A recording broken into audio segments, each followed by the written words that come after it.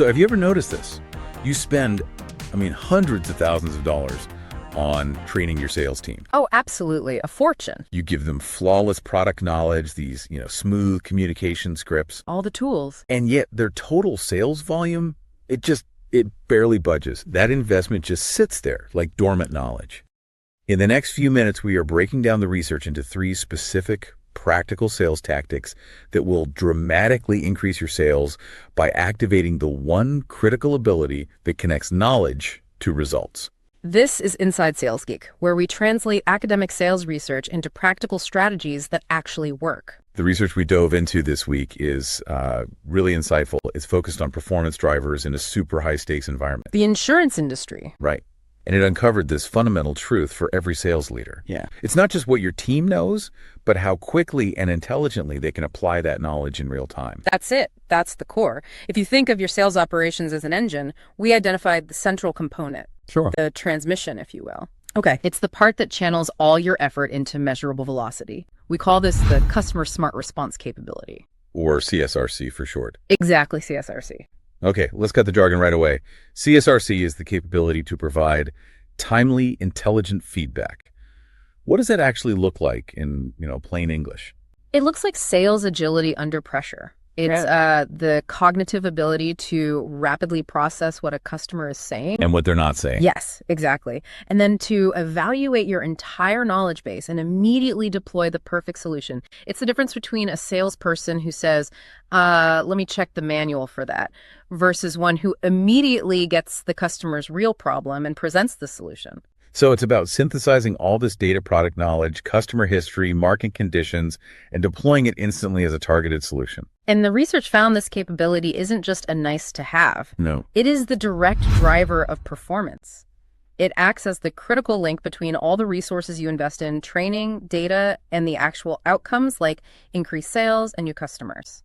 Without it, your expensive training and all that customer data gathering are just, sunk costs.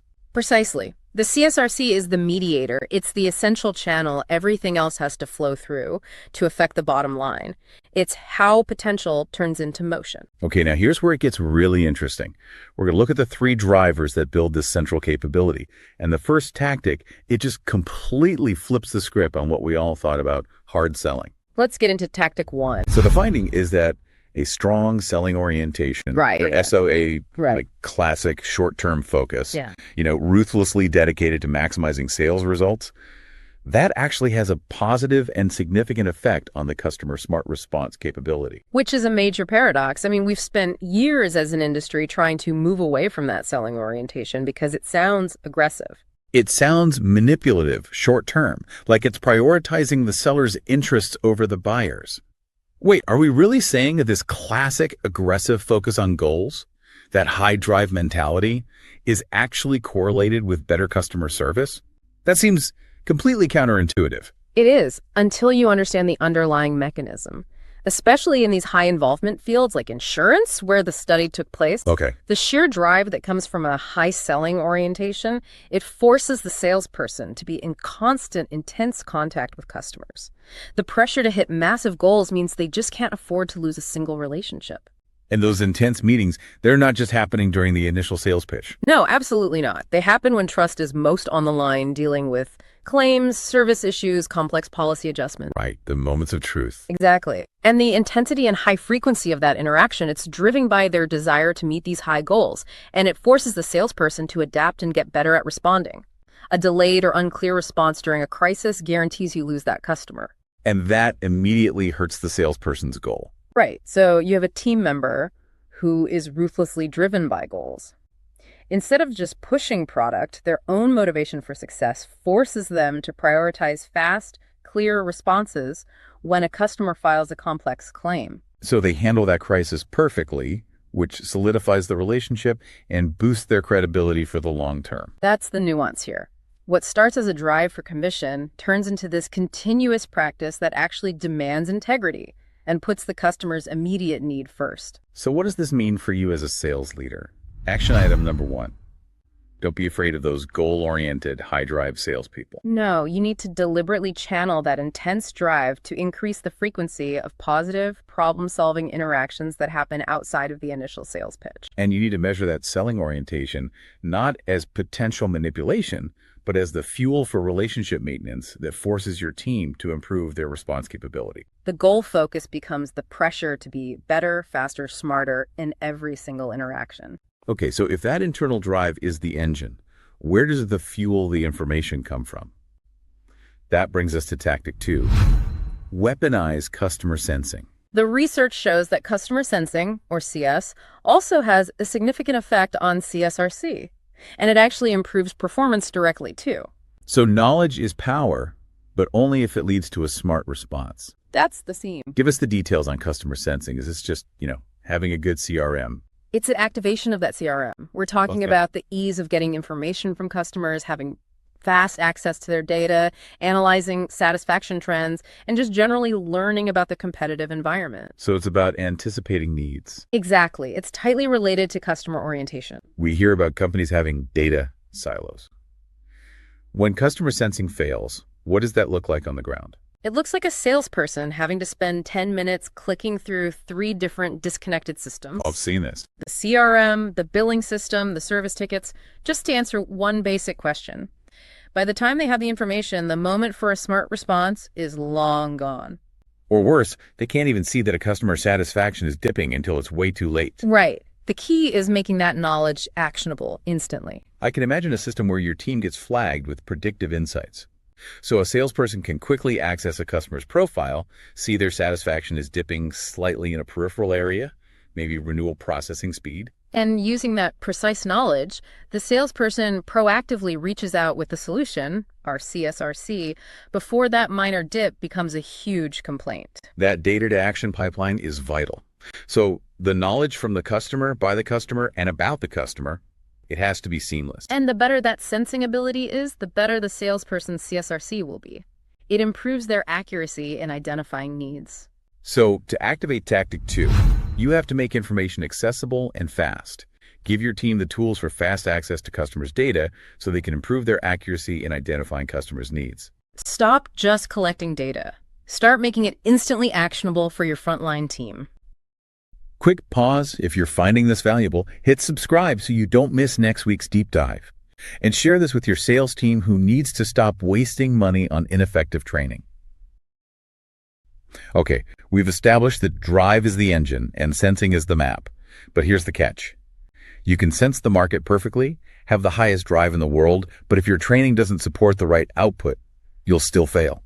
And that brings us to tactic 3, which has the most shocking finding in this research: re-engineer training for response. I'm ready.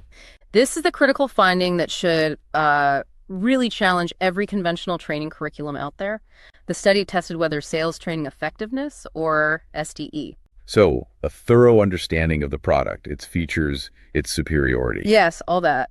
They tested if that could directly improve a salesperson's performance, and the hypothesis was unequivocally rejected. Wait, let me just confirm that. You're telling sales leaders that the millions they spend teaching product facts and utilization does not directly result in higher sales? That's what the data showed. Knowledge alone does not equal sales. It's just dormant potential. Wow. But, and this is the key, the study did find that STE positively influences CSRC. And it is the CSRC, that responsiveness, that then channels the effect of that knowledge into higher performance. So training makes them knowledgeable, but knowledge doesn't sell. It has to be applied via that smart, rapid response. Training fails because it just focuses on product facts, maybe some motivation, but not the practical cognitive process. Exactly. I mean, think of a new hire. They know the product features perfectly, but when a complex, nuanced objection gets thrown at them by a customer, they struggle. They freeze. Right. The training failed because it didn't teach the process of active listening, interpreting nonverbal cues, evaluating the real problem, and then providing the right solution promptly. That ability is a learned skill. So what does this mean for training budgets? This is a huge finding. The first action item for tactic 3 is a major shift in focus. You need to invest less in generalized product facts, which can be found in a database anyway, and significantly more in mentoring and scenario-based coaching. So coaching that develops those key response skills. Yes. coaching on active listening, dealing with complaints promptly, identifying fundamental problems, and practicing solution sharing. And the research specifically recommends adopting a coaching model over a lecturing model. Right. Mentoring assists employees through real-world scenarios until they succeed. It's far more effective at developing that response capability than just passive, generalized training. So if you focus your training on the application of knowledge through responsiveness, you ensure your training investment actually pays off. If we connect all these threads, the customer smart response capability really is the transmission that unlocks everything else. Your team's drive, your information gathering, and your knowledge base. It connects it all. The salesperson has to be able to communicate promptly, clearly, and share solutions based on what they know and what they sense. If your teams are responsive, it leads directly to customer satisfaction and loyalty, Which are the fundamental drivers of a salesperson's total sales volume. The managerial takeaway here is crystal clear. Companies have to stop this hopeful approach that product-focused training will magically lead to higher sales. It's not magic. Not at all. The focus has to be on actively building the CSRC. Mentor your employees to be responsive, to communicate smartly, and to share solutions. That is how you optimize everything else. Okay, let's recap the 3 powerful research-backed tactics you can implement starting this week. First, tactic 1. Use that internal selling drive, that goal orientation, as a positive motivation to increase problem-solving frequency and maintain customer integrity. Forcing improved response capabilities. Second, tactic 2. Systematically increase customer sensing. That means guaranteeing fast, actionable access to customer data and satisfaction analysis. Giving your team the information they need to respond intelligently right now. And finally, tactic 3. Immediately shift your training resources. Move away from generalized product knowledge lectures and towards scenario-based mentoring. Developing active listening, prompt complaint handling, and solution sharing capabilities. Pick one of these tactics to test with your team this week. Track your results, then implement the next one. So we've established that responsiveness is the key to converting effort into performance, and we measure that with sales volume and customer growth. Now consider this. If your team maximizes their customer smart response capability, what specific non-financial measure, like the speed of complex complaint resolution or maybe a relationship performance score, might be the most powerful leading indicator you should start tracking first? This has been Inside Sales Geek, translating academic research into wins for your team. New episode every Tuesday.